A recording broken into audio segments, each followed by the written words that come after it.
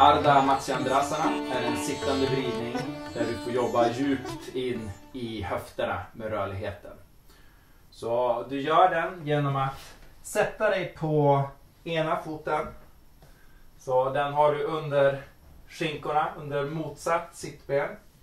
Så den här benets fot sitter jag på. Det andra benet korsar du över så att knät står upp mer eller mindre här. Så att det blir en omvänd korsande position. Sen därifrån sträcker du och förlänger motsatt sida som det knät som är upp. Kommer ner, sätter ner handen, roterar och lyfter och vrider bakåt. Och kommer tillbaks.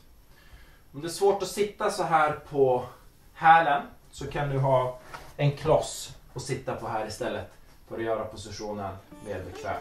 Och sen samma sak.